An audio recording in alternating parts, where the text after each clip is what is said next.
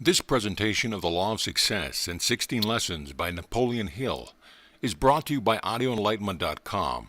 Copyright 2011, all rights reserved. The Law of Success, Lesson 12, Concentration. You can do it if you believe you can.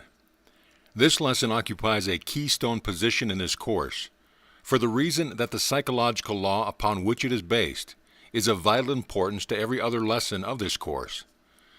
Let us first define the word concentration as it is here used as follows. Concentration is the act of focusing the mind upon a given desire until ways and means for its realization have been worked out and successfully put into operation. Two important laws enter into the act of concentrating the mind on a given desire. One is the law of autosuggestion, and the other is the law of habit. The former having been fully described in previous lessons on this course, we will now briefly describe the law of habit. Habit grows out of environment, out of doing the same thing in the same way over and over again, out of repetition, out of thinking the same thoughts over and over, and when once formed it resembles a cement block that is hardened into mold, in that it is hard to break. Habit is the basis of all memory training, a fact which you may easily demonstrate in remembering the name of a person whom you've just met, by repeating that name over and over until you have fixed it permanently and plainly in your mind. The force of education is so great that we may mold the minds and manners of the young into whatever shape we please and give the impressions of such habits as shall ever afterwards remain. Atterbury. Except on rare occasions when the mind rises above environment, the human mind draws the material out of which thought is created from the surrounding environment, and habit crystallizes this thought into a permanent fixture and stores it away in the subconscious mind, where it becomes a vital part of our personality, which silently influences our actions, forms our prejudices and our bias, and controls our opinions. A great philosopher had in mind the power of habit when he said, "We first endure, then pity, and finally embrace," in speaking of the manner in which honest men come to indulge in crime. Habit may be likened to the grooves of a phonograph record, while the mind may be likened to the needlepoint that fits into the grooves. When any habit has been well formed by repetition of thought or action, the mind attaches itself to and follows that habit as closely as the phonograph needle follows the groove in the wax record, no matter what may be the nature of that habit. We begin to see, therefore, the importance of selecting our environment with the greatest of care, because environment is the mental feeding ground out of which the food that goes into our mind is extracted. Environment very largely supplies the food and materials out of which we create thought, and habit crystallizes these into permanency. You, of course, understand that environment is the sum total of sources through which you are influenced, by and through the aid of the five senses of seeing, hearing, smelling, tasting, and feeling. Habit is force which is generally recognized by the average thinking person, but which is commonly viewed in its adverse aspect to the exclusion of its favorable phases. It has been well said that all men are the creatures of habit, and that habit is a cable. We weave a thread of it each day, and it becomes so strong that we cannot break it. If it be true that habit becomes a cruel tyrant, ruling and compelling men against their will, desire, and inclination, and this is true in many cases, the question naturally arises in the thinking mind whether this mighty force cannot be harnessed and controlled in the service of men, just have other forces of nature. If this result can be accomplished, then man may master habit and set it to work, instead of being a slave to it and serving it faithfully through complainings. And the modern psychologists tell us in no uncertain tones that habit may certainly be thus mastered, harnessed, and set to work, instead of being allowed to dominate one's actions and character. And thousands of people have applied this new knowledge and have turned the force of habit into new channels, and have compelled it to work their machinery of action instead of being allowed to run to waste, or else permitted to sweep away the structures that men have erected with care and expense, or to destroy fertile mental fields.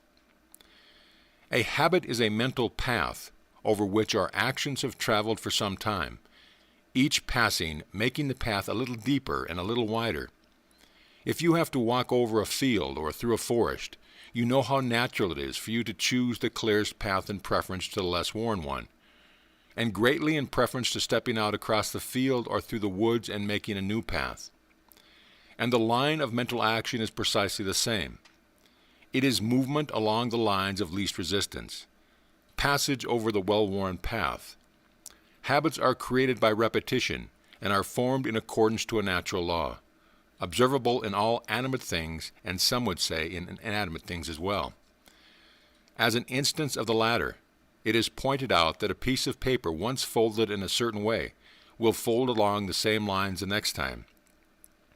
And all users of sewing machines or other delicate pieces of machinery know that as a machine or instrument is once broken in, so will it tend to run thereafter. The same law is also observable in the case of musical instruments.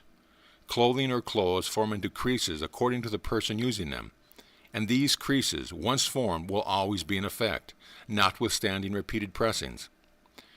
Rivers and streams of water cut their courses through the land, and thereafter flow along the habit course. The law is in operation everywhere. These illustrations will help you to form the idea of the nature of habit, and will aid you in forming new mental paths, new mental creases. And remember this always: the best, and one might say the only, way in which old habits may be removed is to form new habits to counteract and replace the undesirable ones. Form new mental paths over which to travel, and the old ones will soon become less distinct and in time will practically fill up from disuse.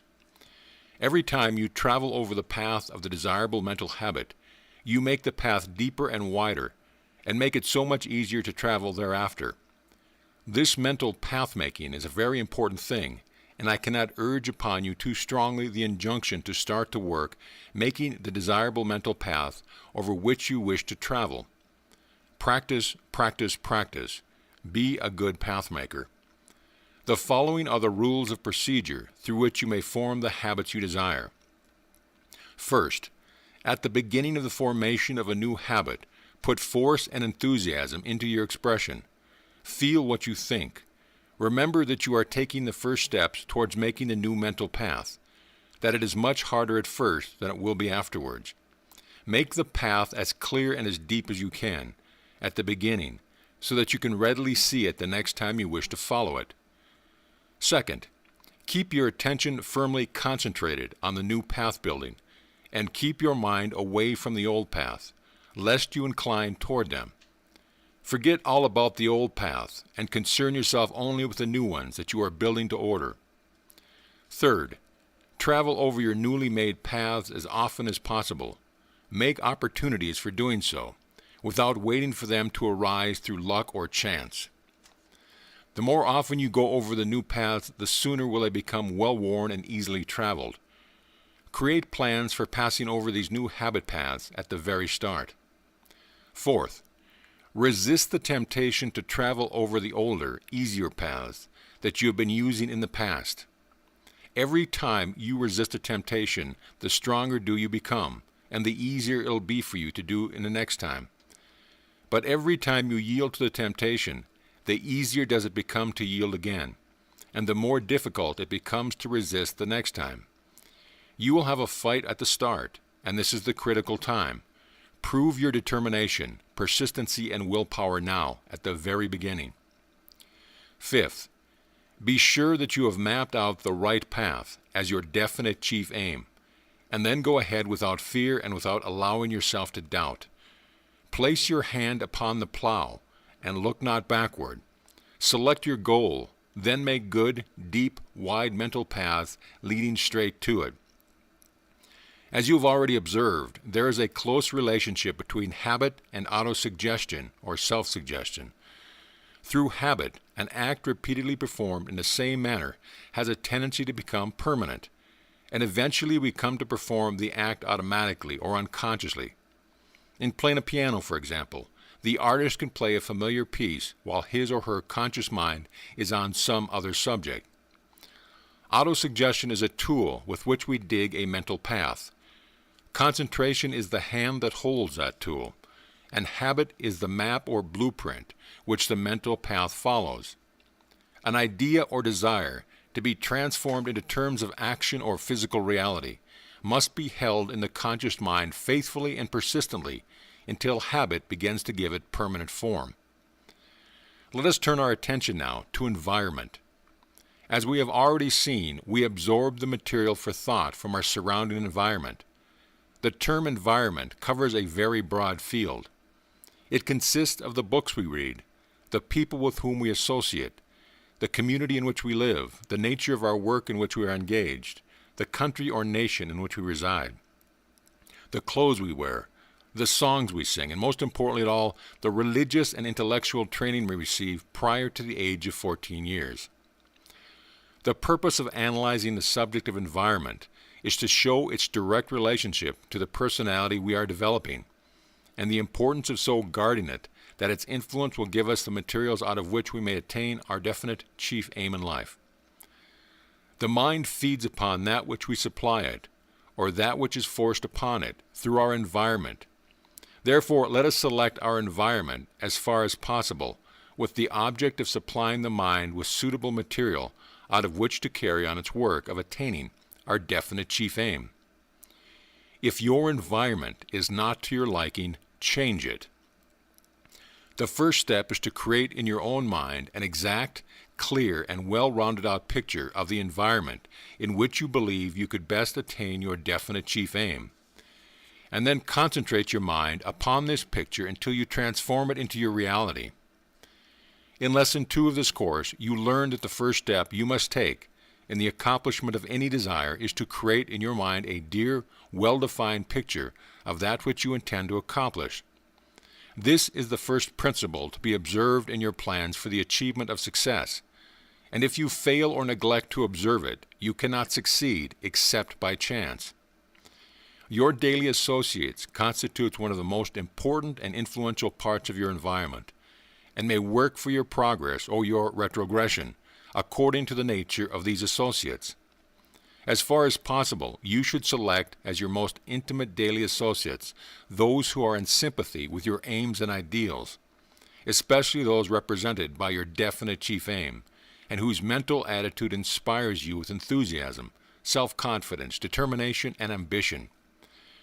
Remember that every word spoken within your hearing, every sight that reaches your eyes, and every sense impression that you receive through any of the 5 senses influences your thought as surely as the sun rises in the east and sets in the west. This being true, can you not see the importance of controlling, as far as possible, the environment in which you live and work? Can you not see the importance of reading books that deal with subjects which are directly related to your definite chief aim? Can you not see the importance of talking with people who are in sympathy with your aims, and who will encourage you and spur you on toward their attainment? We are living in what we call a 20th century civilization. The leading scientists of the world are agreed that nature has been millions of years in creating, through the process of evolution, our present civilized environment. How many hundreds of centuries the so-called Indians have lived upon the North American continent without any appreciable advance towards modern civilization as we understand it, we have no way of ascertaining. Their environment was the wilderness, and they made no attempt whatsoever to change or improve that environment. The change took place only after new races from afar came over and forced upon them the environment of progressive civilization in which we are living today. Observe what has happened within the short period of 3 centuries. Hunting grounds have been transformed into great cities, and the Indian has taken on education and culture in many instances that equal the accomplishment of his white brothers. In Lesson 15, we discuss the effects of environment from a worldwide viewpoint and describe in detail the principle of social heredity, which is the chief source through which the effects of environment may be imposed upon the minds of the young.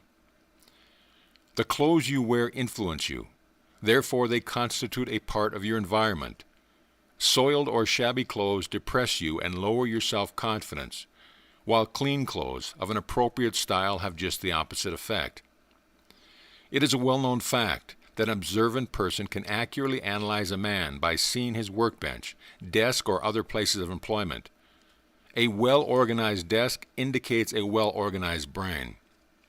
Show me the merchant's stock of goods, and I will tell you whether he has an organized or disorganized brain, as there is a close relationship between one's mental attitude and one's physical environment. The effects of environment so vitally influence those who work in factories, stores, and offices that employers are gradually realizing the importance of creating an environment that inspires and encourages the workers.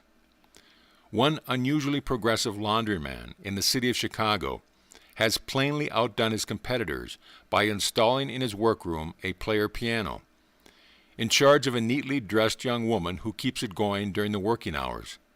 His laundrywomen are dressed in white uniforms, and there is no evidence about the place that work is drudgery.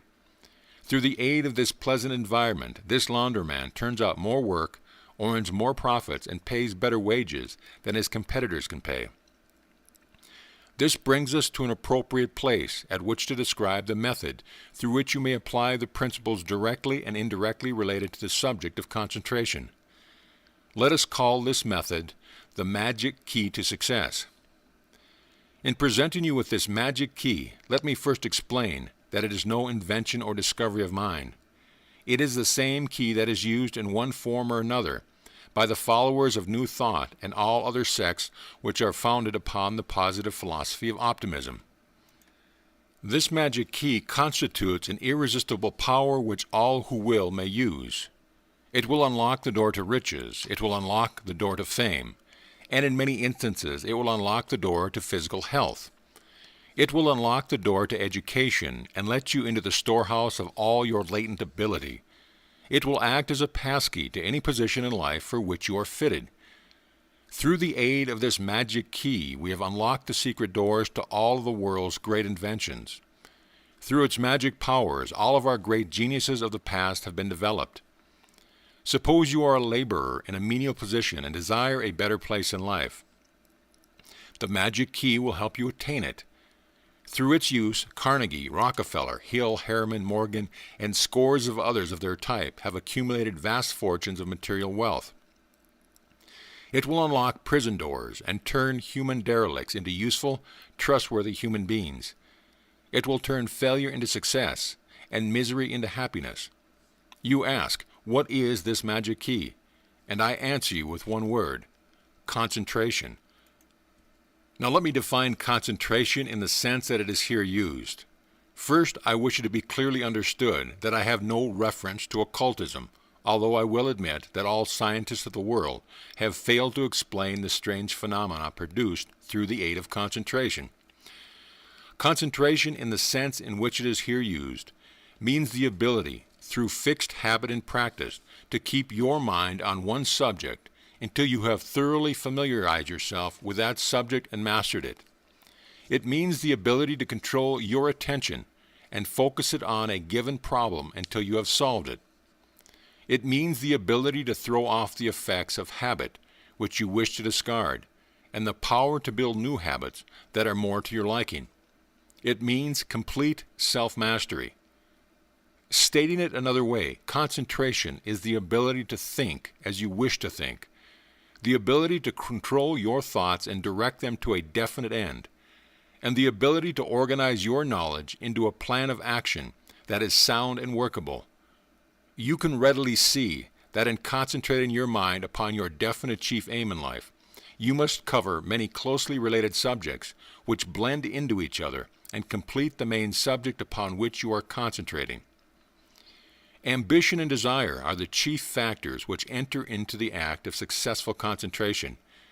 Without these factors, the magic key is useless, and the main reason why so few people make use of this key is that most people lack ambition and desire nothing in particular. Desire whatever you may, and if your desire is within reason, and if it is strong enough, the magic key of concentration will help you to attain it. There are learned men of science who would have us believe that the wonderful power of prayer operates through the principle of concentration on the attainment of a deeply seated desire. Nothing was ever created by a human being was not first created in imagination, through desire, and then transformed into reality through concentration. Now let us put the magic key to a test through the aid of a definite formula. First, you must put your foot on the neck of skepticism and doubt. No unbeliever ever enjoyed the benefits of this magic key. You must believe in the test that you are about to take. We will assume that you have thought something about becoming a successful writer, or a powerful public speaker, or a successful business executive, or an able financier. We will take public speaking as the subject of this test, but remember that you must follow instructions to the letter. Take a plain sheet of paper, ordinary letter size, and write on it the following: I am going to become a powerful public speaker because this will enable me to render the world useful service that is needed, and because it will yield me a financial return that will provide me with the necessary material things of life.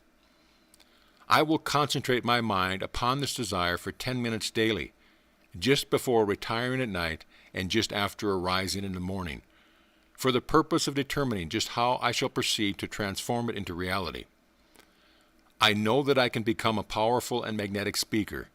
Therefore, I will permit nothing to interfere with my doing so. Sign this pledge.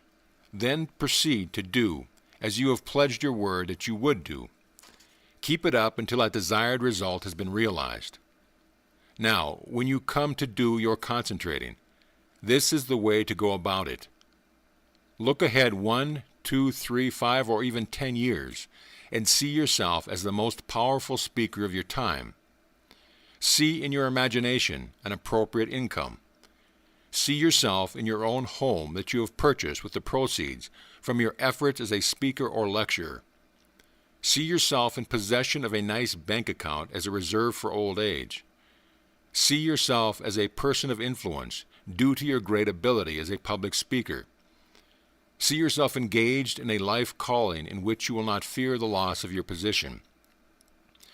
Paint this picture clearly through the powers of your imagination, and lo, it will soon become transformed into a beautiful picture of deeply seated desire. Use this desire as the chief object of your concentration and observe what happens. You now have the secret of the magic key. Do not underestimate the power of the magic key because it did not come to you clothed in mysticism, or because it is described in a language which all who will may understand. All great truths are simple in final analysis and easily understood. If they are not great truths.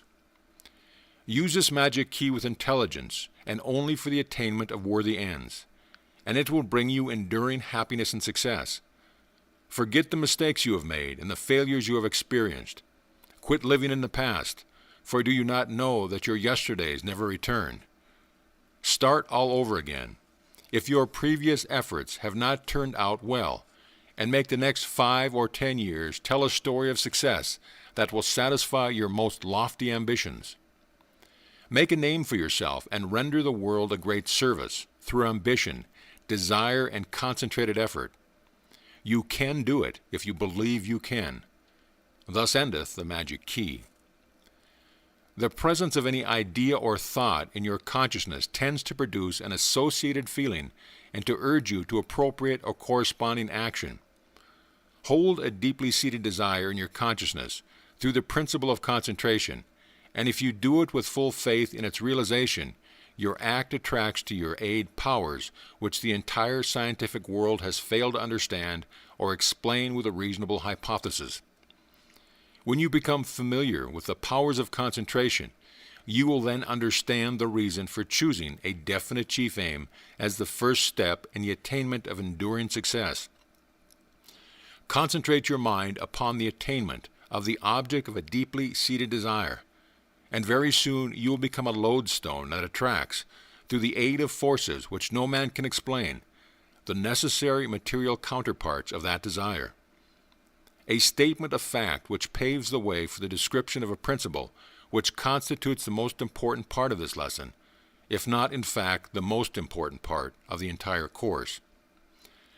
When 2 or more people ally themselves in a spirit of perfect harmony, for the purpose of attaining a definite end, if that alliance is faithfully observed by all of whom it is composed, the alliance brings to each of those of whom it is composed power that is superhuman and seemingly irresistible in nature. Back of the foregoing statement is a law, the nature of which science has not yet determined, and it is this law that I have had in mind in connection with my repeated statements concerning the power of organized effort, which you will notice throughout this course. In chemistry, we learn that two or more elements may be so compounded that the result is something entirely different in nature from any of the individual elements. For example, ordinary water, known in chemistry under the formula of H2O, is a compound consisting of two atoms of hydrogen and one atom of oxygen. But water is neither hydrogen nor oxygen. The marrying of elements created an entirely different substance from that of either of its component parts. The same laws through which this transformation of physical elements takes place may be responsible for the seemingly superhuman powers resulting from the alliance of two or more people, in a perfect state of harmony and understanding, for the attainment of a given end.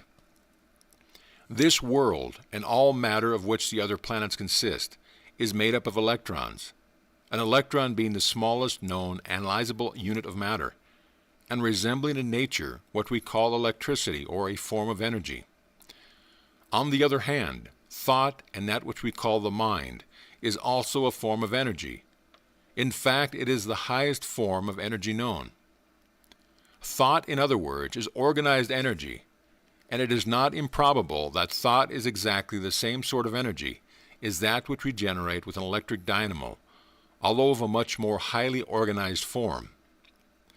Now, if all matter, in final analysis, consists of groups of electrons, which are nothing more than a form of energy which we call electricity, and if the mind is nothing but a form of highly organized electricity, do you not see how it is possible that the laws which affect matter may also govern the mind?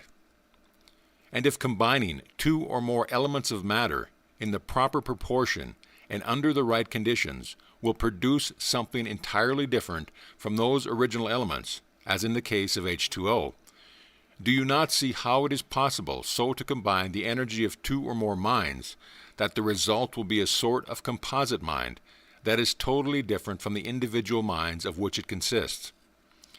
You have undoubtedly noticed the manner in which you are influenced while in the presence of other people. Some people inspire you with optimism and enthusiasm. Their very presence seems to stimulate your own mind to greater action. And this not only seems to be true, but it is true. You have noticed that the presence of others had a tendency to lower your vitality and depress you, a tendency which I can assure you is very real. What do you imagine could be the cause of these changes that come over us when we come within a certain range of other people? Unless it is the change resulting from the blending or combining of their minds with our own, through the operation of a law that is not very well understood, but resembles, if in fact it is not the same law, the law through which the combining of two atoms of hydrogen and one atom of oxygen produces water. I have no scientific basis for this hypothesis, but I have given it many years of serious thought, and always I come to the conclusion that it is at least a second hypothesis, although I have no possible way as yet of reducing it to a provable hypothesis. You need no proof, however, that the presence of some people inspire you, while the presence of others depress you, as you know this to be a fact. Now it stands to reason that the person who inspires you and arouses your mind to a state of greater activity gives you more power to achieve, while the person who's present depresses you and lowers your vitality, or causes you to dissipate in useless, disorganized thought, has just the opposite effect on you. You can understand this much without the aid of an hypothesis and without further proof than that which you have experienced time after time.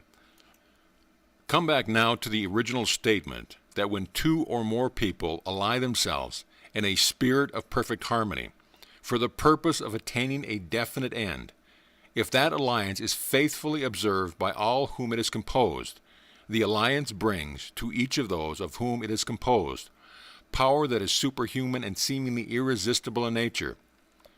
Study closely the emphasized part of the foregoing statement, For there you will find the mental formula, which, if not faithfully observed, destroys the effect of the whole. One atom of hydrogen combined with one atom of oxygen will not produce water, nor will an alliance in name only, that is not accompanied by a spirit of perfect harmony between these forming the alliance, produce power that is superhuman and seemingly irresistible in nature. I have in mind a family of mountain folk who for more than 6 generations have lived in the mountainous section of Kentucky. Generation after generation of this family came and went without any noticeable improvement of a mental nature, each generation following in the footsteps of its ancestors. They made their living from the soil, and as far as they knew or cared, the universe consisted of a little spot of territory known as Letcher County. They married strictly in their own set and in their own community. Finally, one of the members of this family strayed away from the flock, so to speak, and married a well-educated and highly cultured woman from the neighbor state of Virginia. This woman was one of those types of ambitious people who had learned that the universe extended beyond the borderline of Letcher County and covered at least the whole of the southern state. She had heard of chemistry and of botany and of biology, and of pathology and of psychology, and of many other subjects that were of importance in the field of education. When her children began to come along to the age of understanding, she talked to them of these subjects, and they in turn began to show a keen interest in them. One of her children is now the president of a great educational institution where most of these subjects and many others of equal importance are taught. Another one of them is a prominent lawyer, while still another is a successful physician. Her husband, thanks to the influence of her mind, is a well-known dental surgeon, and the first of his family for 6 generations to break away from the traditions by which the family had been bound. The blending of her mind with his gave him the needed stimulus to spur him on and inspired him with ambition such as he would never have known without her influence. For many years I have been studying the biographies of those whom the world calls great, and it seems to me more than a mere coincidence that in every instance where the facts were available, the person who was really responsible for the greatness was in the background, behind the scenes, and seldom heard of by the hero-worshipping public. Not infrequently is this hidden power a patient little wife who has inspired her husband and urged him on to great achievement, as was true in the case I have just described. Henry Ford is one of the modern miracles of this age, and I doubt that his country or any other ever produced an industrial genius of his equal. If the facts were known, and perhaps they are known, they might trace the cause of Mr. Ford's phenomenal achievements to a woman of whom the public hears but little, his wife. We read of Ford's achievements and of his enormous income and imaging him to be blessed with matchless ability, and he is, ability of which the world would never have heard about had it not been for the modifying influences of his wife, who has cooperated with him during all the years of his struggle in a spirit of perfect harmony for the purpose of attaining a definite end. I have in mind another genius who is well known to the entire civilized world, Thomas Edison. His inventions are so well known that they need not be named. Every time you press a button and turn on an electric light, or hear a phonograph playing, you should think of Edison, for it was he who perfected both the incandescent light and the modern phonograph. Every time you see a moving picture, you should think of Edison, for it was his genius, more than that of any other person, who made this great enterprise possible. But as in the case of Henry Ford, back of Mr. Edison stands one of the most remarkable women in America, his wife. No one outside of the Edison family, and perhaps a very few intimate personal friends of theirs, knows to what extent her influence has made Edison's achievements possible. Mrs. Edison once told me that Mr. Edison's outstanding quality, the one which above all others was his greatest asset, was that of concentration. When Mr. Edison starts a line of experiment or research or investigation, he never lets go until he either finds that for which he is looking or exhausts every possible effort to do so. Back of Mr. Edison stand 2 great powers. One is concentration, and the other is Mrs. Edison. Night after night, Mr. Edison has worked with such enthusiasm that he required but 3 or 4 hours of sleep. Observe what was said about the sustaining effects of enthusiasm in Lesson 7 of this course. Plant a teeny apple seed in the right sort of soil at the right time of year, and gradually it will burst forth into a teeny sprig, and then it will expand and grow into an apple tree. That tree does not come from the soil, nor does it come from the elements of the air, but from both of these sources. And the man has not yet lived who could explain the law that attracts from the air and the soil the combination of cells of which that apple tree consists. The tree does not come out of the teeny apple seed, but that seed is the beginning of the tree. When 2 or more people ally themselves in a spirit of perfect harmony for the purpose of attaining a definite end, the end itself or the desire back of that end may be likened to the apple seed, and the blending of the forces of energy of the 2 or more minds may be likened to the air and the soil, out of which come the elements that form the material objects of that desire. The power back of the attraction and combination of these forces of the mind can no more be explained than can the power back of the combination of the elements, out of which an apple tree grows. But the all-important thing is that an apple tree will grow from a seed thus properly planted. A great achievement will follow the systematic blending of 2 or more minds with a definite object in view. In Lesson 13, you will see this principle of allied effort carried to proportions which almost stagger the imagination of all who have not trained themselves to think in terms of organized thought. This course itself is a very concrete illustration of the principle underlying that which we have termed organized effort. But you will observe that it requires the entire 16 lessons to complete the description of this principle. Omit a single one of the 16 lessons, and the omission would affect the whole, as the removal of one link would affect the whole of a chain. As I have already stated in many different ways, and for the purpose of emphasis, I now repeat, there is a well-founded hypothesis that when one concentrates one mind upon a given subject, facts of a nature that is closely related to that subject will pour in from every conceivable source. The theory is that a deeply seated desire, when once planted in the right sort of mental soil, serves as a center of attraction or magnet that attracts to it everything that harmonizes with the nature of that desire. Dr. Elmer Gates of Washington, D.C. is perhaps one of the most competent psychologists in the world. He is recognized both in the field of psychology and in other directly and indirectly related fields of science throughout the world as being a man of the highest scientific standing. Come with me for a moment and study his methods. After Dr. Gates has followed a line of investigation as far as possible through the usual channels of research, and has availed himself of all the recorded facts at his command on a given subject, he then takes a pencil and a tablet and sits for further information. By concentrating his mind on that subject until thoughts related to it begin to flow in upon him. He writes down these thoughts as they come, from he knows not where. He told me that many of his most important discoveries came through this method. It is more than 20 years ago that I first talked with Dr. Gates on this subject. Since that time, through the discovery of the radio principle, we have been provided with a reasonable hypothesis through which to explain the results of these sittings. The ether, as we have discovered through the modern radio apparatus, is in a constant state of agitation. Sound waves are floating through the ether at all times, but these waves cannot be detected beyond a short distance from their source, except by the aid of properly tuned instruments.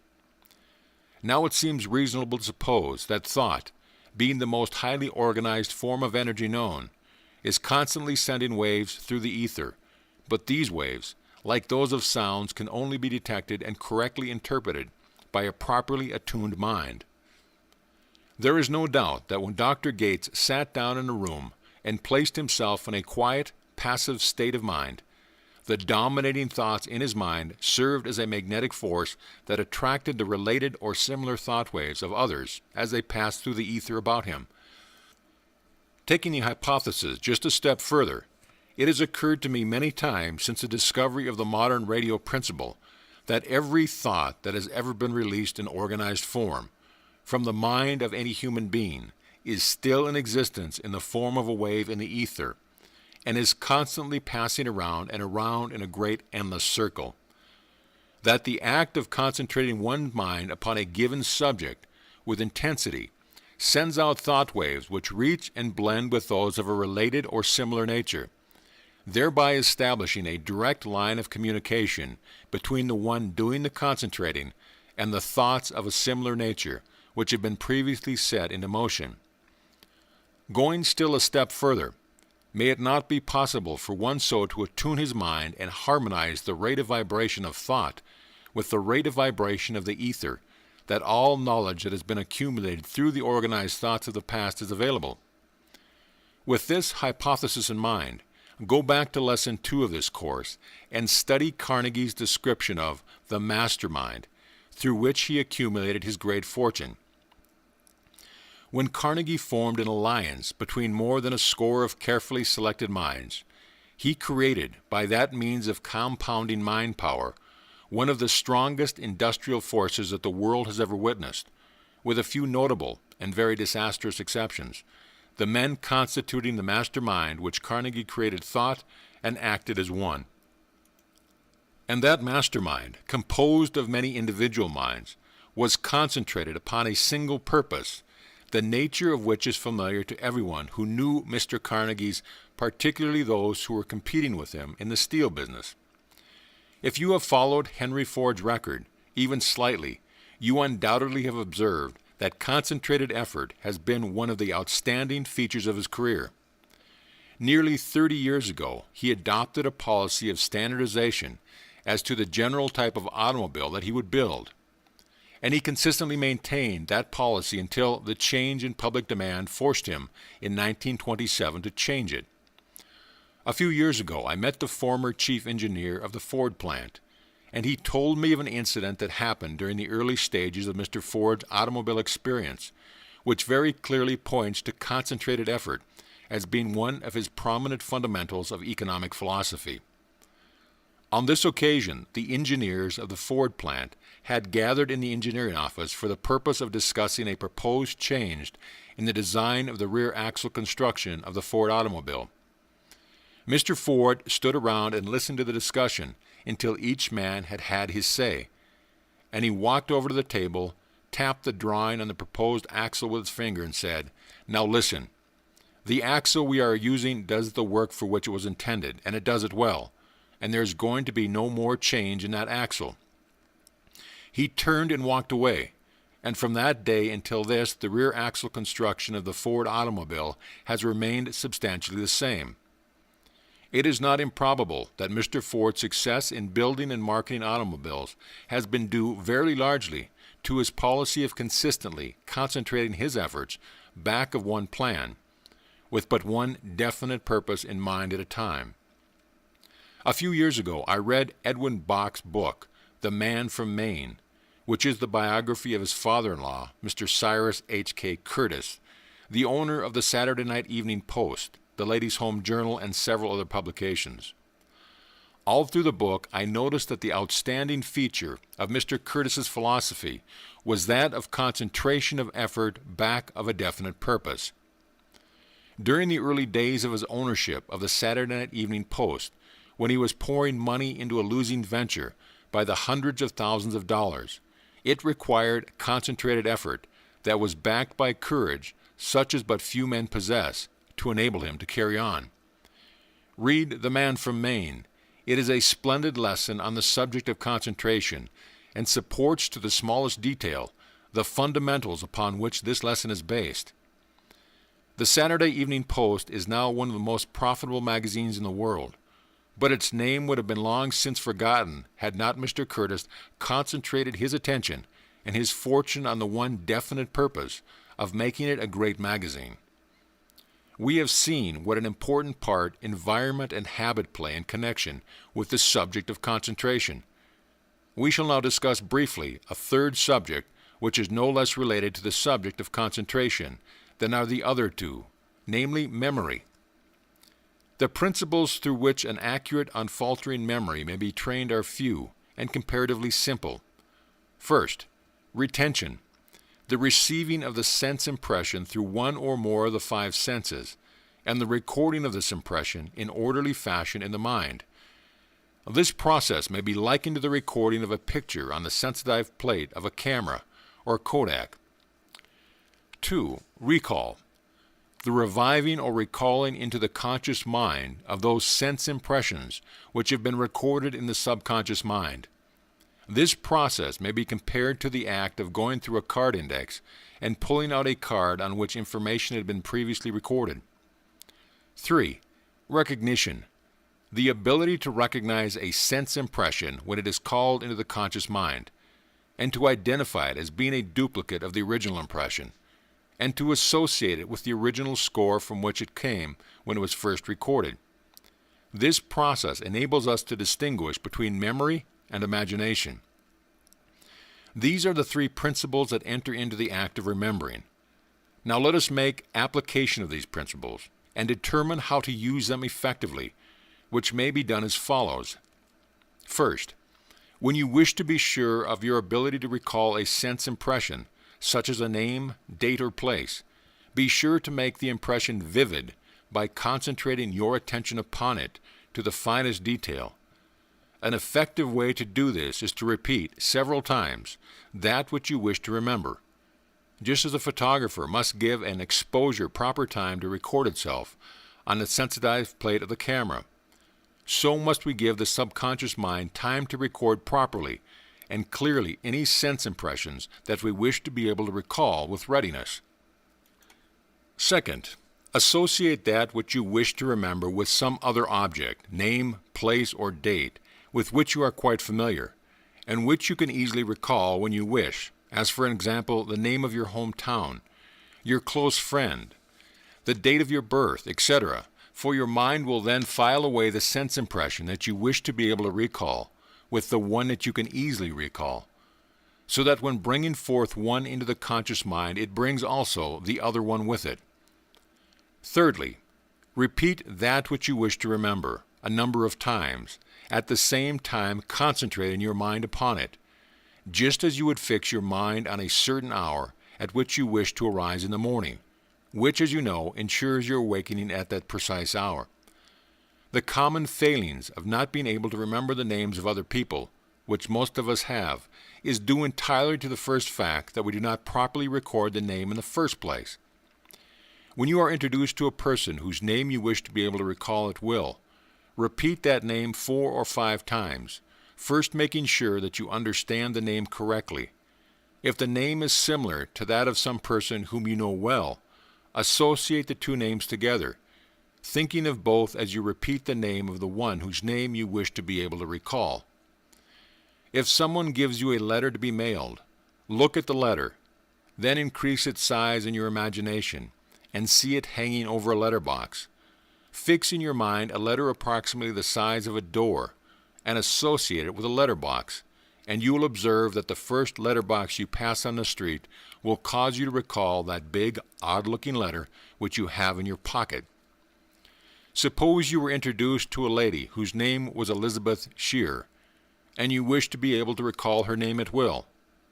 As you repeat her name, associate it with a large pair of scissors, say 10 feet in length, and Queen Elizabeth, and you will observe that the recalling of either the large pair of scissors or the name of Queen Elizabeth will help you recall also the name of Elizabeth Shear.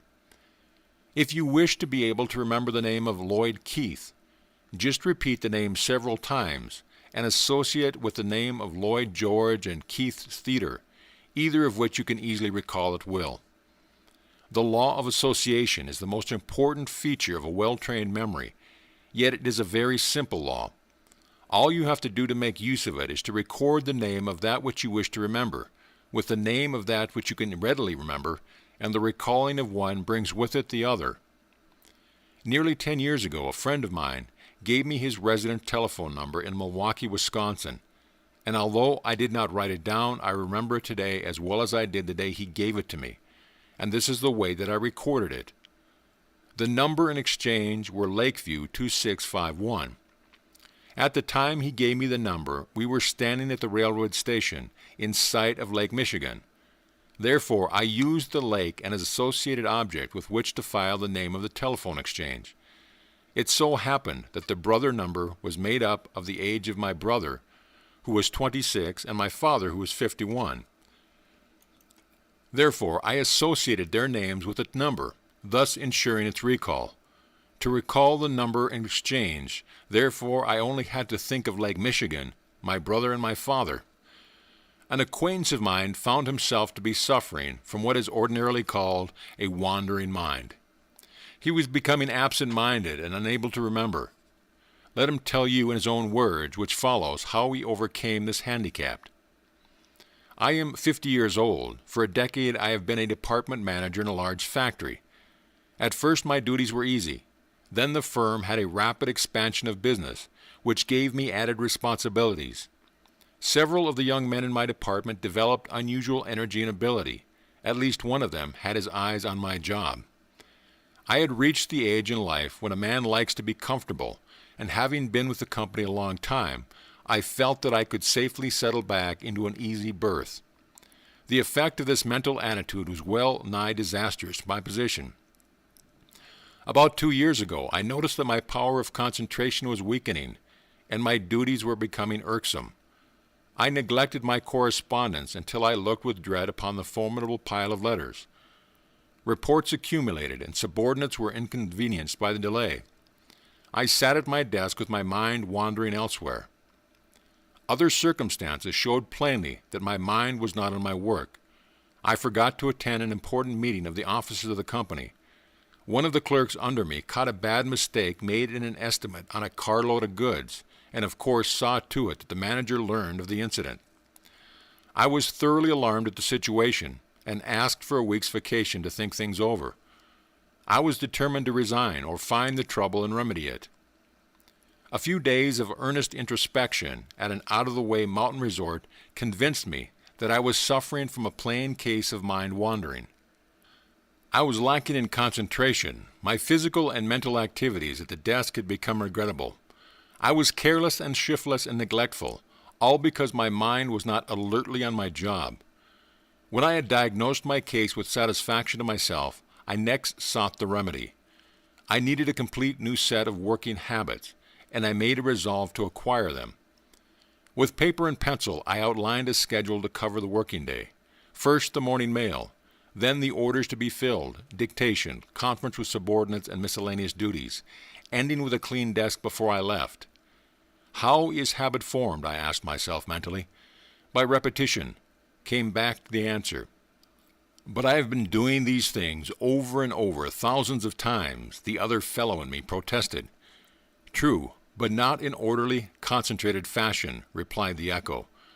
I returned to the office with mind in leash, but restless, and placed my new working schedule in force at once.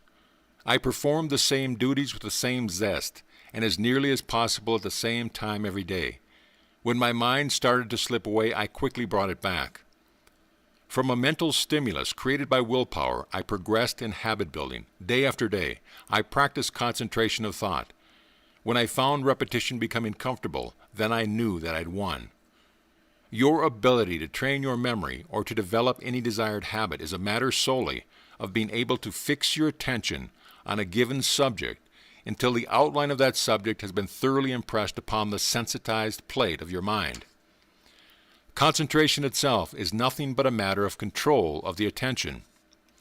You will observe that by reading a line of print with which you are not familiar, and which you have never seen before, and then closing your eyes, you can see that line as plainly as though you were looking at it on a printed page. In reality, you are looking at it, not on a printed page, but on the sensitized plate of your own mind. If you try this experiment and it does not work the first time, it is because you did not concentrate your attention on the line closely enough. Repeat the performance a few times, and finally you will succeed. If you wish to memorize poetry, for example, you can do so very quickly by training yourself to fix your attention on the lines so closely that you can shut your eyes and see them in your mind as plainly as you can see them on a printed paper. So important is this subject of control of intention that I feel impelled to emphasize it in such a way that you will not pass it by lightly. I have reserved reference to this important subject until the last, as a climax to this lesson, for the reason that I consider it by far the most important part of the lesson. The astounding results experienced by those who make a practice of crystal gazing are due entirely to their ability to fix attention upon a given subject for the unbroken period far beyond the ordinary. Crystal gazing is nothing but concentrated attention. I have already hinted at that which I will now state as my belief, namely that it is possible through the aid of concentrated attention for one so to attune one's mind to the vibration of the ether that all the secrets in the world of unfathomed and uncharted mental phenomena may become as open books which may be read at will. What a thought this is to ponder! I am of the opinion, and not without substantial evidence to support me, that it is possible for one to develop the ability of fixing the attention so highly that one may tune in and understand that which is in the mind of any person. But this is not all, nor is it the most important part of a hypothesis at which I have arrived after many years of careful research, for I am satisfied that one may just as easily go a step further and tune in on the universal mind, in which all knowledge is stored, where it may be appropriated by all who master the art of coming after it. To a highly orthodox mind, these statements may seem very irrational, but to the student, and so far there are but a few people in the world who are more than mere students of an elementary grade of this subject, who has studied this subject with any appreciable degree of understanding, these hypotheses seem not only possible, but absolutely probable. But put the hypothesis to a test of your own. You can select no better subject upon which to try an experiment than that which you have selected as your definite chief aim in life. Memorize your definite chief aim so you can repeat it without looking at the written page. Then make a practice of fixing your attention on it at least twice a day, proceeding as follows. Go into some quiet place where you will not be disturbed. Sit down and completely relax your mind and your body. Then close your eyes and place your fingers in your ears, thereby excluding the ordinary sound waves and all of the light waves. In that position, repeat your definite chief aim in life, and as you do so, see yourself in your imagination in full possession of the object of that aim. If a part of your aim is the accumulation of money, as it undoubtedly is, then see yourself in possession of that money. If a part of the object of your definite aim is the ownership of a home, then see a picture of that home in your imagination, just as you expect to see it in reality. If a part of your definite aim is to become a powerful and influential public speaker, then see yourself before an enormous audience, and feel yourself playing upon the emotions of that audience as a great violinist would play upon the strings of a violin. As you approach the end of this lesson, there are two things which you might do. First, you might begin now to cultivate the ability to fix attention at will on a given subject, with a feeling that this ability, when fully developed, would bring you the object of your definite chief aim in life. Or, secondly, you might tilt your nose in the air and with the smile of a cynic say to yourself, "Bosh," and thereby mark yourself a fool. Take your choice. This lesson was not written as an argument, nor as the subject of a debate. It is your privilege to accept it in whole or in part, or reject it, just as you please. But at this place I wish to state, however, that this is not an age of cynicism or doubt, an age that has conquered the air above us and the sea beneath us, that has enabled us to harness the air and turn it into a messenger that will carry the sound of your voice halfway around the earth in the fractional part of a second, certainly is not an age that lends encouragement to the doubting Thomases or the I don't believe it Joneses. The human family has passed through the Stone Age, and the Iron Age, and the Steel Age, and unless I have greatly misinterpreted the trend of time, it is now entering the mind-power age, which will eclipse, in stupendous achievement, all the other ages combined. Learn to fix your attention on a given subject, at will, for whatever length of time you choose, and you will have learned the secret passageway to power and plenty, This is concentration.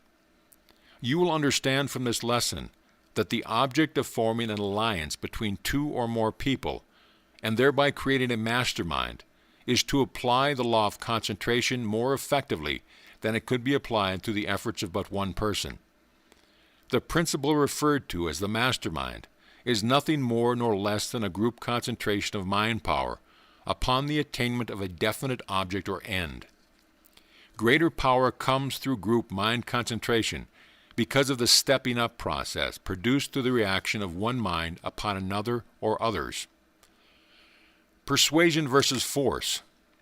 Success has been stated in dozens of different ways throughout this course, is very largely a matter of tactful and harmonious negotiations with other people. Generally speaking, the man who understands how to get people to do things he wants done may succeed in any calling. As a fitting climax for this lesson on the power of concentration, we shall describe the principles through which men are influenced, through which cooperation is gained, through which antagonism is eliminated and friendliness developed. Force sometimes gets what appears to be big, satisfactory results, but force alone has never built and never can build enduring success. The World War has done more than anything which has happened in the history of the world to show us the futility of force as a means of influencing the human mind. Without going into details or recounting the instances which could be cited, we all know the force was the foundation upon which German philosophy has been built during the past 40 years. The doctrine that might makes right was given a worldwide trial and it failed. The human body can be imprisoned or controlled by physical force, but it is not so with the human mind. No man on earth can control the mind of a normal, healthy person if that person chooses to exercise his God-given right to control his own mind. The majority of people do not exercise this right. They go through the world, thanks to our faulty educational system, without having discovered the strength which lies dormant in their own minds. Now and then something happens, more in the nature of an accident than anything else, which awakens a person and causes him to discover where his real strength lies and how to use it in the development of industry or one of the professions. Result, a genius is born. There is a given point at which the human mind stops rising or exploring unless something out of the daily routine happens to push it over this obstacle. In some minds this point is very low, and in others it is very high. In still others it varies between low and high. The individual who discovers a way to stimulate his mind artificially, arouse it and cause it to go beyond this average stopping point frequently, is sure to be rewarded with fame and fortune if his efforts are of constructive nature. The educator who discovers a way to stimulate any mind and cause it to rise above this average stopping point without any bad reactionary effects will confer a blessing on the human race second to none in the history of the world. We, of course, do not have reference to physical stimulants or narcotics. These will always arouse the mind for a time, but eventually they ruin it entirely. We have reference to a purely mental stimulant, such as that which comes through intense interest, desire, enthusiasm, love, etc., the factors out of which a master mind may be developed. The person who makes this discovery will do much towards solving the crime problem. He can do almost anything with a person when they learn how to influence his mind. The mind may be likened to a great field. It is a very fertile field which always produces a crop after the kind of seed which is sown in it. The problem is to learn how to select the right sort of seed and how to sow that seed so that it takes root and grows quickly. We are sowing seeds in our minds daily, hourly, nay, every second, but we are doing it promiscuously and more or less unconsciously.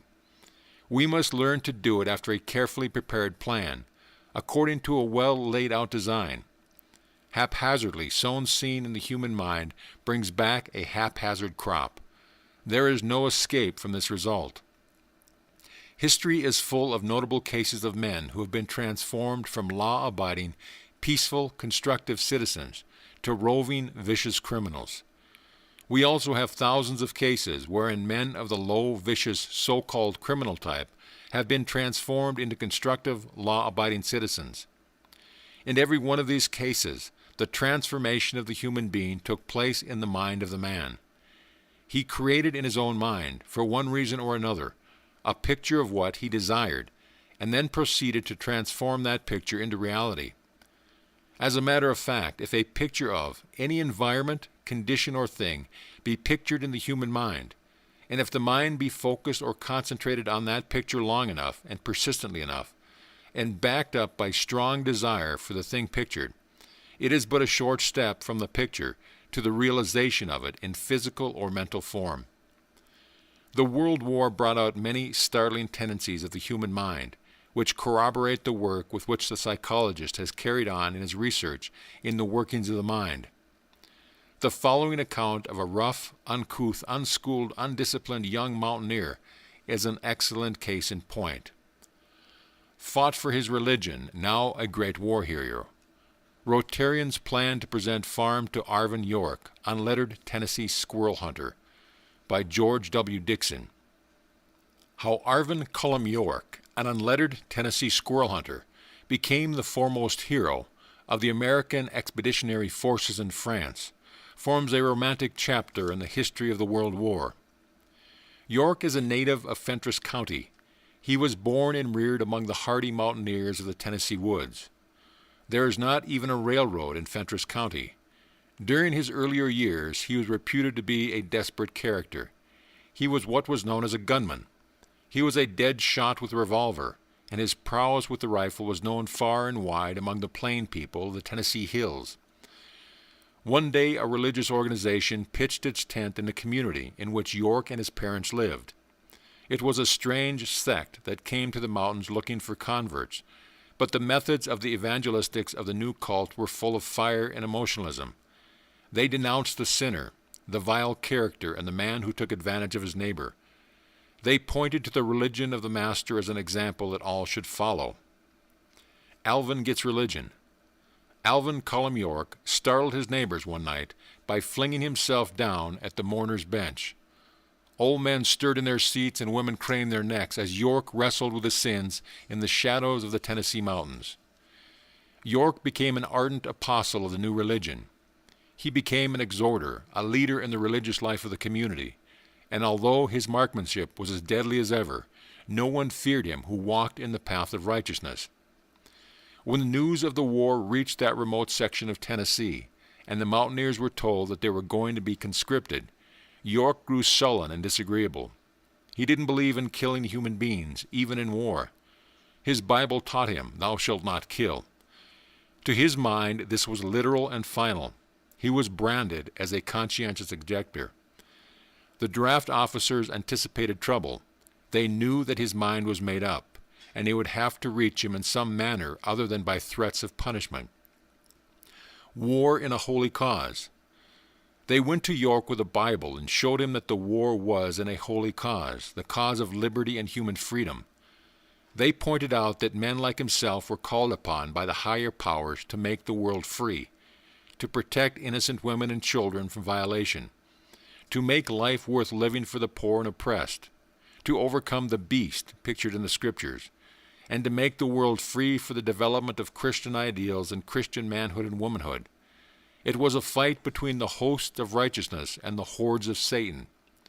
The devil was trying to conquer the world through his chosen agents, the Kaiser and his generals. York's eyes blazed with a fierce light. His big hands closed like a vice. His strong jaws snapped. "The Kaiser," he hissed between his teeth, "the beast, the destroyer of women and children.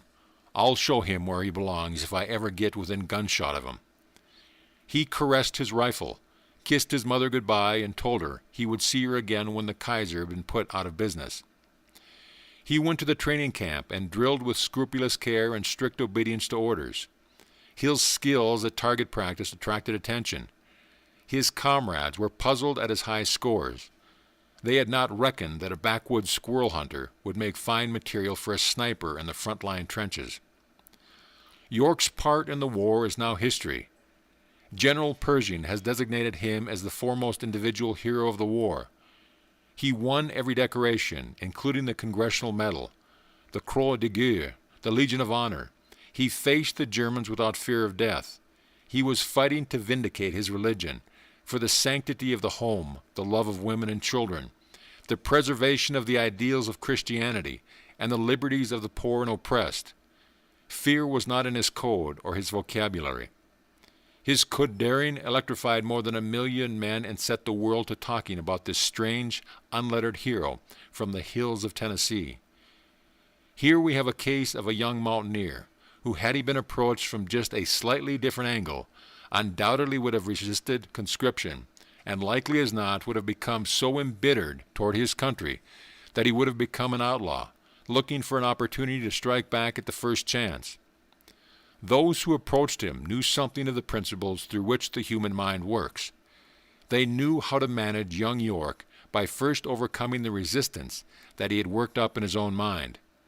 This is the very point at which thousands of men, through improper understanding of these principles, are arbitrarily classed as criminals and treated as dangerous, vicious people. Through suggestion, these people could have been handled as effectively as young York was handled, and developed into useful, productive human beings. In your search for ways and means of understanding and manipulating your own mind so you can persuade it to create that which you desire in life, let us remind you that, without a single exception, anything which irritates you and arouses you to anger, hatred, dislike, or cynicism is destructive and very bad for you. You can never get the maximum or even a fair average of constructive action out of your mind until you have learned to control it and keep it from becoming stimulated through anger or fear.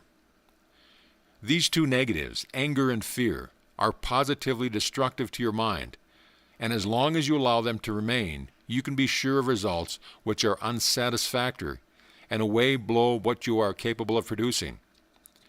In our discussion of environment and habit, we learned that the individual mind is agreeable to the suggestions of environment, that the minds of individuals of a crowd blend with one another conforming to the suggestion of the prevailing influence of the leader or dominating figure.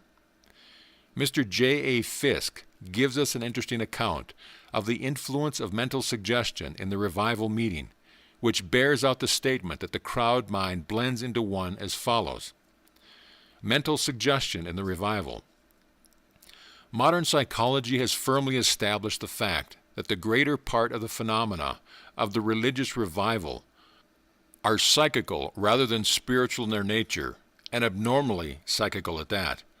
The leading authorities recognize the fact that the mental excitement attendant upon the emotional appeals of the revivalist must be classified with the phenomena of hypnotic suggestion rather than that of true religious experience.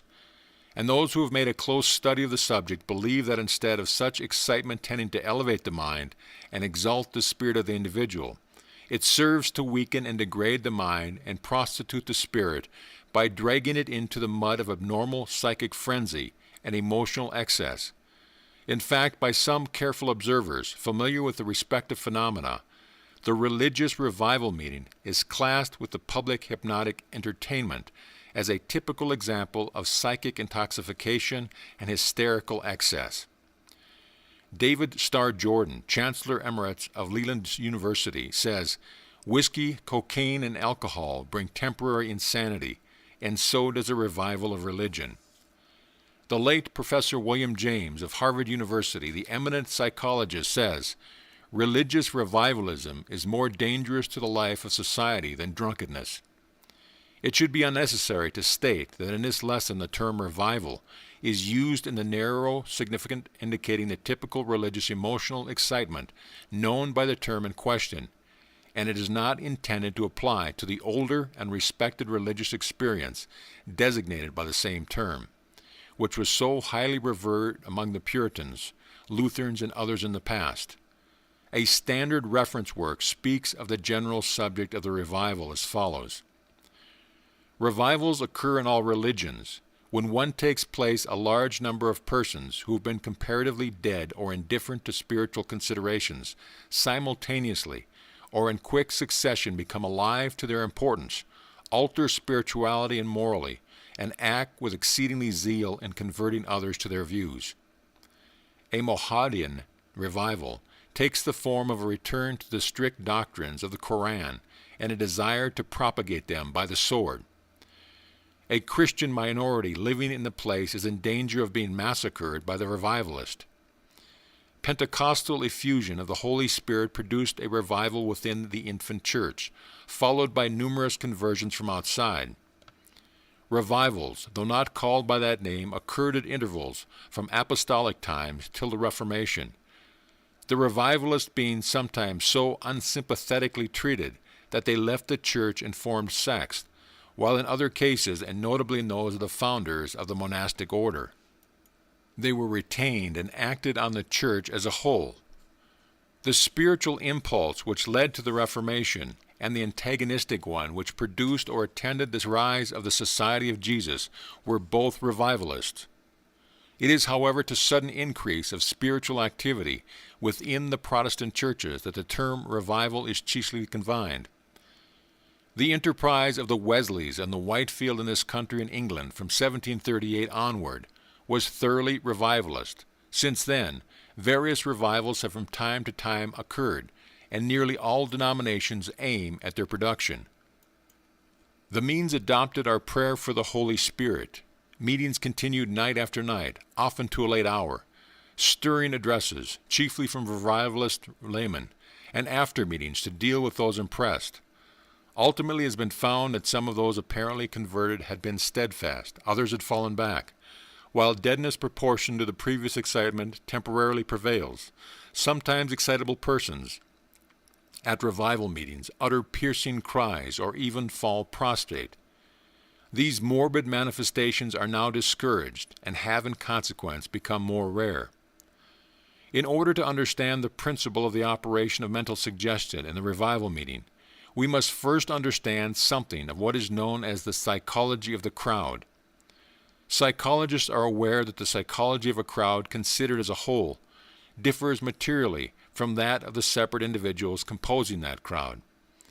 There is a crowd of separate individuals and a composite crowd in which the emotional natures of the units seem to blend and fuse.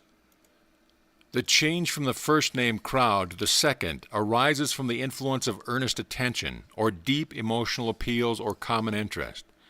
When this change occurs, the crowd becomes a composite individual, the degree of whose intelligent and emotional control is but little above that of its weakest member.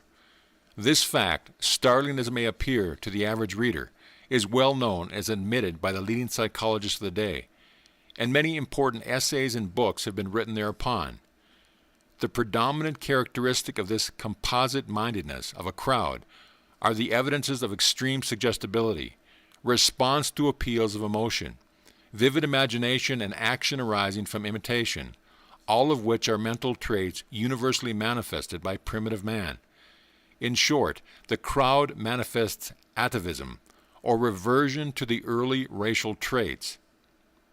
Diels, in his Psychology of the Aggregate Mind of an Audience, holds that the mind of an assemblage listening to a powerful speaker undergoes a curious process called fusion, by which the individuals in the audience, losing their personal traits for the time being, to a greater or lesser degree, are reduced, as it were, to a single individual, whose characteristics are those of an impulsive youth of 20, imbued in general with high ideals, but lacking in reasoning, power, and will.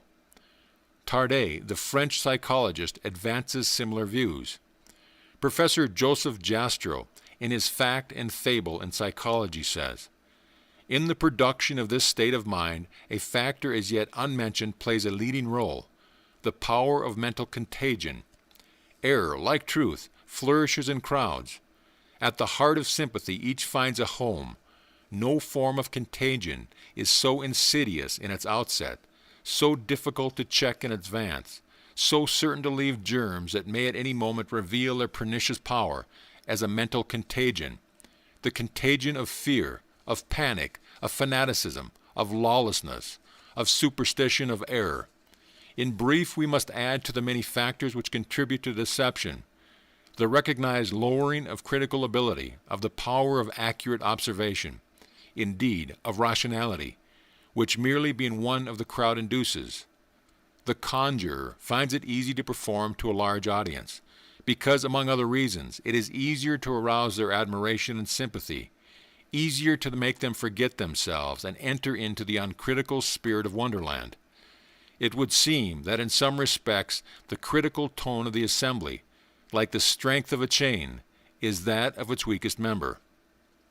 Professor Laban, in his The Crowd, says, "The sentiments and ideas of all the persons in the gathering take one and the same direction, and their conscious personality vanishes. A collective mind is formed, doubtless transitory, by presenting very clearly marked characteristics. The gathering has become what, in the absence of a better expression, I will call an organized crowd, or, if the term be considered preferable, a psychological crowd. It forms a single being, and is subjected to the law of the mental unity of crowds. The most striking peculiarity presented by a psychological crowd is the following. Whoever be the individuals that compose it, however, like or unlike be their mode of life, their occupation, their character, or their intelligence, the fact that they have been transformed into a crowd puts them in possession of a sort of collective mind which makes them feel, think, and act in a manner quite different from that in which an individual of them would feel, think, and act where he is in a state of isolation. There are certain ideas and feelings which do not come into being, or do not transform themselves into acts, except in the case of the individuals forming a crowd. In crowds, it is stupidity and not mother wit that is accumulated. In the collective mind, the intellectual adepts of the individuals, and in consequence their individuality, is weakened. The most careful observations seem to prove that an individual emerged for some lengths of time in a crowd and action soon finds himself in a special state, which most resembles the state of fascination in which the hypnotized individual finds himself. The conscious personality has entirely vanished. Will and discernment are lost.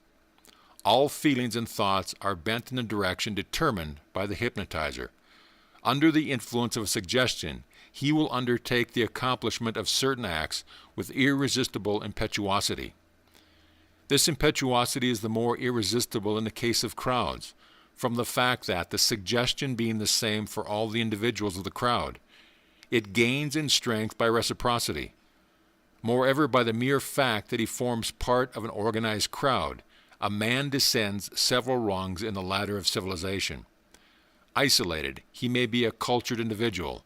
In a crowd, he is a barbarian, that is, a creature acting by instinct. He possesses the spontaneity, the violence, the ferocity, and also the enthusiasm and heroism of primitive beings, whom he further tends to resemble by the faculty with which he allows himself to be induced to commit acts contrary to his most obvious interest and his best-known habits. An individual in a crowd is a grain of sand amid other grains of sand, which the wind stirs up at will. Professor Davenport, in his Primitive Traits in Religious Revival, says, "The mind of the crowd is strangely like that of a primitive man. Most of the people in it may be far from primitive in emotion, in thought, or in character. Nevertheless, the result tends always to be the same. Stimulation immediately begets action. Reason is in abeyance. The cool, rational speaker has little chance beside the skillful, emotional orator. The crowd thinks in images, and speech must take this form to be accessible to it. The images are not connected by any natural bond, and they take each other's place like the sides of a magic lantern. It follows from this, of course, that appeals to the imagination have paramount influence. The crowd is united and governed by emotion rather than reason. Emotion is the natural bond, for men differ much less in this respect than in intellect. It is also true that in a crowd of 1,000 men, the amount of emotion actually generated and existing is far greater than the sum which might conceivably be obtained by adding together the emotions of the individuals taken by themselves. The explanation of this is that the attention of the crowd is always directed either by the circumstance of the occasion or by the speaker to certain common ideas, as salvation in religious gatherings, and every individual in the gathering is stirred with emotion, not only because the idea of Shibboleth stirs them, but also because he is conscious that every other individual in the gathering believes in the idea or the Shibboleth and is stirred with it. too. And this enormously increases the volume of his own emotion and consequently the total volume of emotion in the crowd. As in the case of the primitive mind, imagination has unlocked the floodgates of emotion, which on occasion may become wild enthusiasm or demonic frenzy. The student of suggestion will see that not only are the emotional members of a revival audience subject to the effect of the composite mindedness arising from the psychology of the crowd, and are thereby weakened in resistive power, but that they are also brought under the influence of two other very potent forms of mental suggestion. Added to the powerful suggestion of authority exercised by the revivalist, which is exerted to the fullest along lines very similar to that of a professional hypnotist, is the suggestion of imitation exerted upon each individual by the combined force of the balance of the crowd. As Durkheim observed in his psychological investigations, the average individual is intimidated by the mass of the crowd around him or before him, and experiences that peculiar psychological influence exerted by the mere number of people as against his individual self. Not only does the suggestible person find it easy to respond to the authoritative suggestions of the preacher and the exhortations of his helper, but he is also brought under the direct fire of the imitative suggestions of those on all sides who are experiencing emotional activities and who are manifesting them outwardly. Not only does the voice of the shepherd urge forward, but the tinkle of the bellwether bell is also heard, and the imitative tendency of the flock, which causes one sheep to jump because one ahead of him does so, and so on until the last sheep is jumped, needs but the force of the example of a leader to start into motion the entire flock. Now, this is not an exaggeration. Human beings in times of panic, fright, or deep emotion of any kind manifest the imitative tendency of the sheep, and a tendency of cattle and horses to stampede under imitation.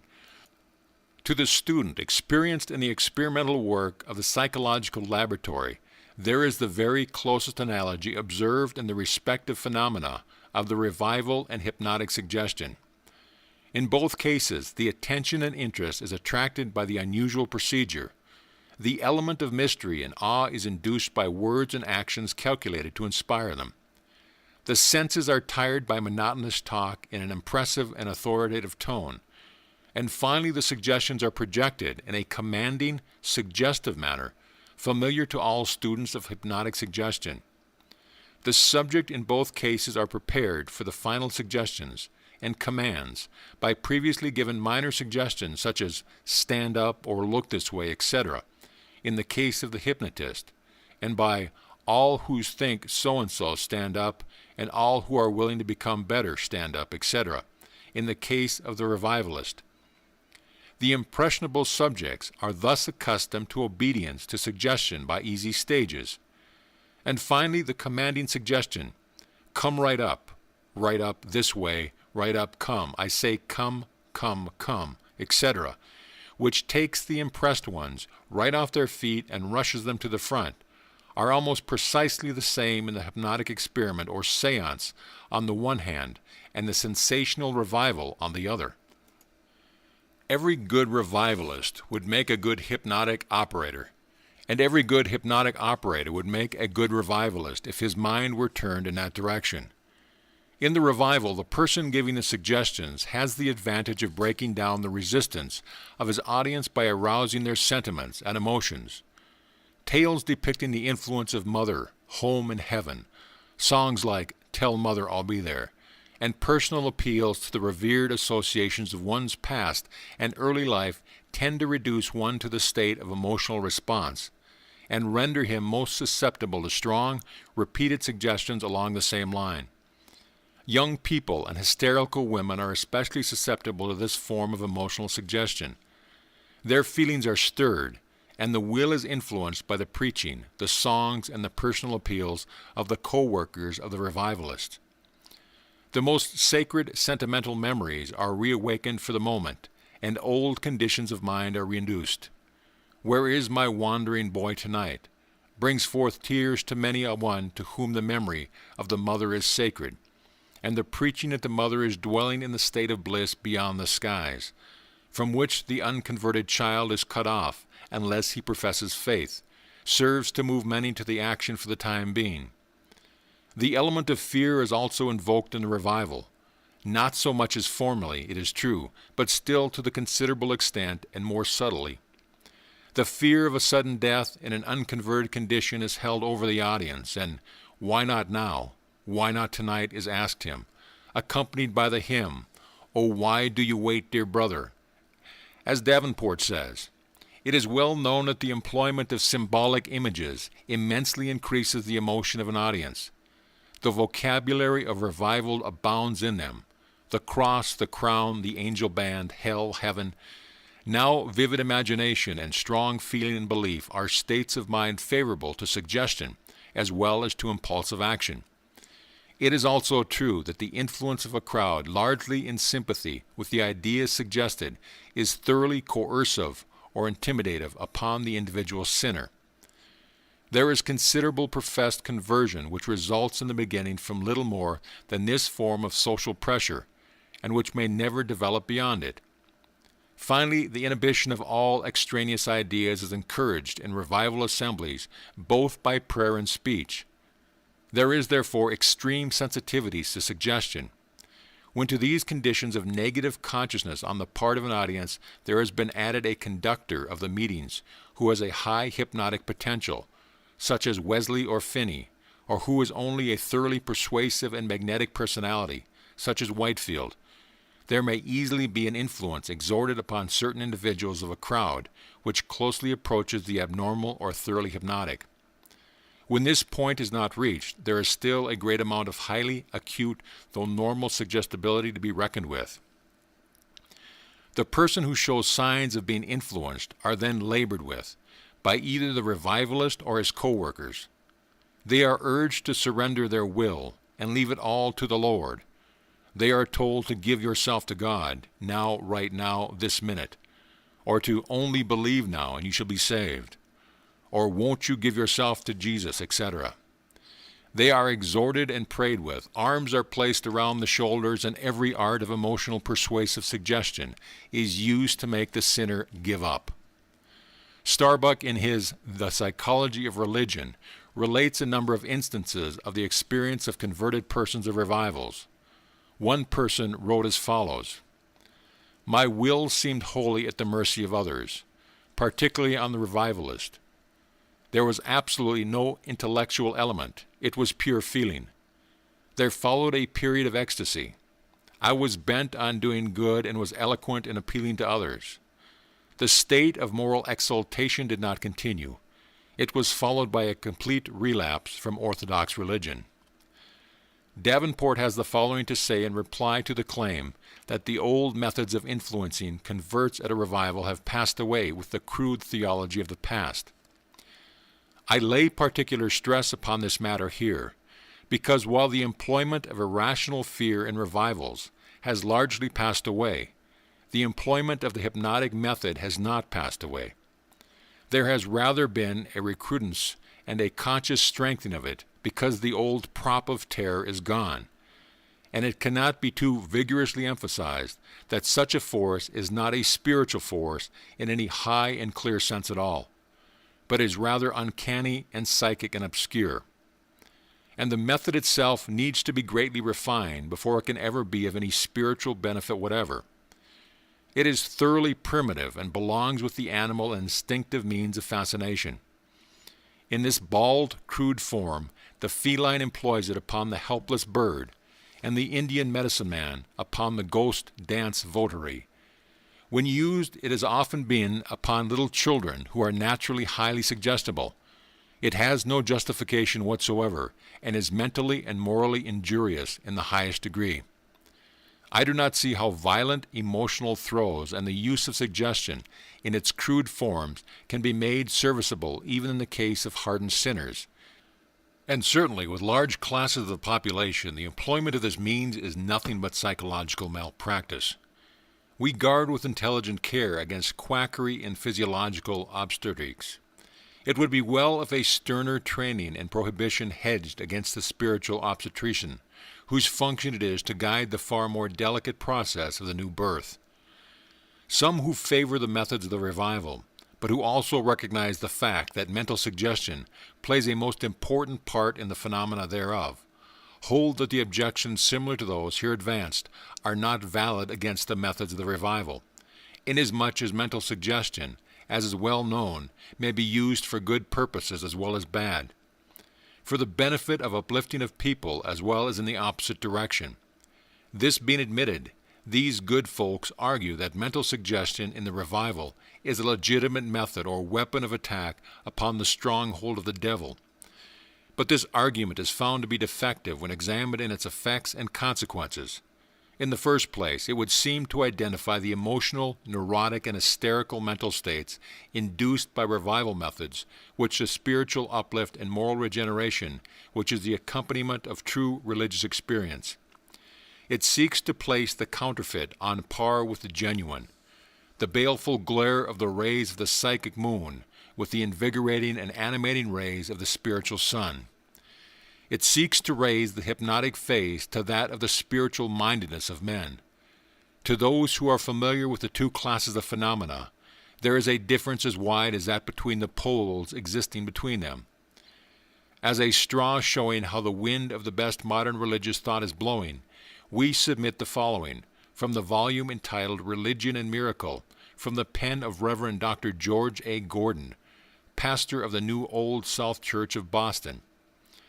For this end professional revivalism, with its organization, its staff of reporters who make the figures suit the hopes of good men, the system of advertisements, and the exclusion or suppression of all sound critical comment, the appeals to emotion and the use of means which have no visible connection with grace and cannot by any possibility lead to glory, is utterly inadequate.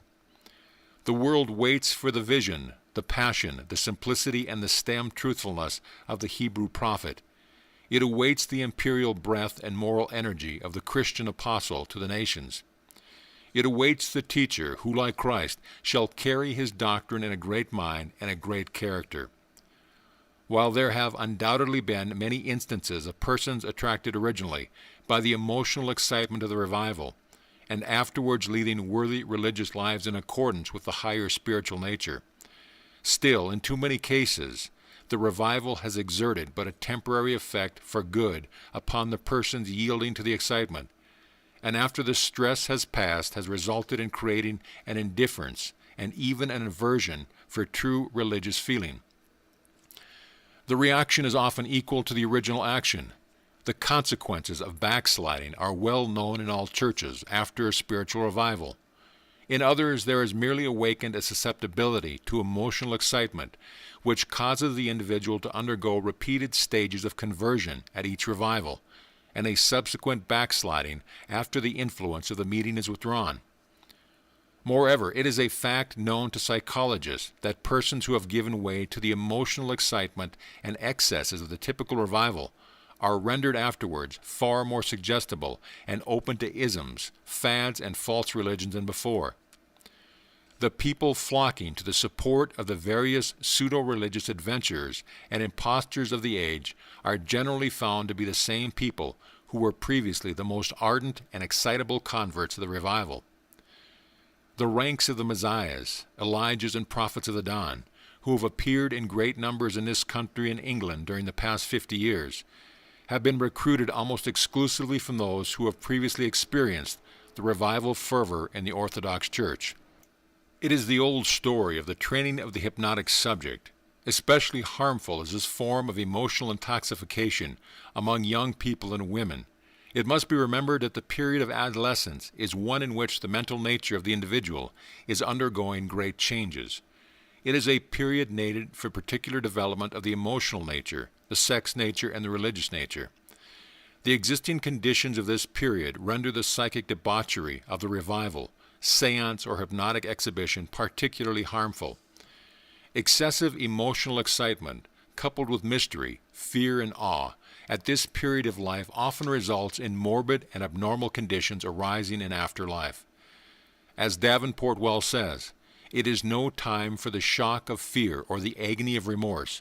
The only result of such misguided religious zeal is likely to be a strengthening in many cases of those tendencies, especially in females, toward morbidity and hysteria, toward darkness and doubt.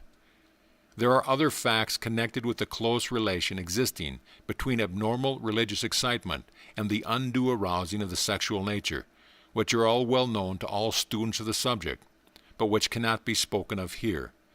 As a hint, however, the following from Davenport will serve its purpose. At the age of puberty, there is an organic process at work which pushes into activity at nearly the same time the sexual and the spiritual. There is no proof, however, of the causation of the latter by the former, but it does appear to be true that the two are closely associated at the point in the physical process where they branch into different directions. That, at that critical period, any radical excitation of the one has its influence upon the other.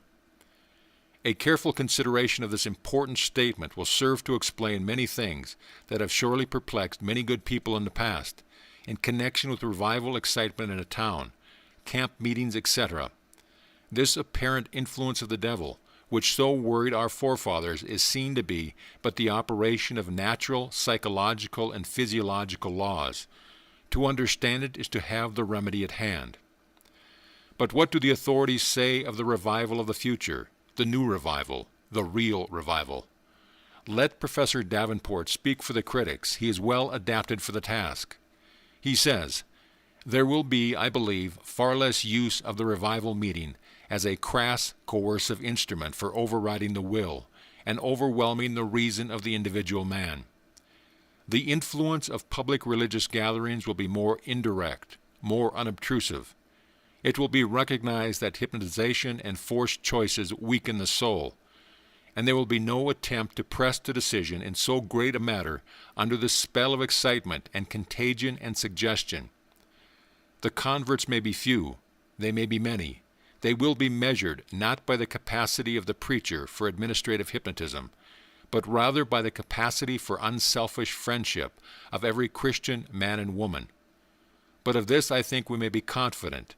The days of religious evanescence and passional unrestraint are dying. The days of intelligent, undemonstrative, and self-sacrificing piety are dawning. To do justly, to love mercy, to walk humbly with God, these remain the cardinal tests of the divine in man. Religious experience is an evolution. We go on from the rudimentary and the primitive to the rational and the spiritual. And believe Paul, the mature fruit of the Spirit is not the subliminal uprush, the lapse of inhibition, but rational love, joy, peace, long-suffering, kindness, goodness, faithfulness, meekness, and self-control. The law of concentration is one of the major principles which must be understood and applied intelligently by all who would successfully experiment with the principle described in this course as the master mind. The foregoing comments by leading authorities of the world will give you a better understanding of the law of concentration as it is often used by those who wish to blend or fuse the minds of a crowd, so they will function as a single mind. You are now ready for the lesson on cooperation, which will take you further into the methods of applying the psychological laws upon which this philosophy of success is based. End of lesson.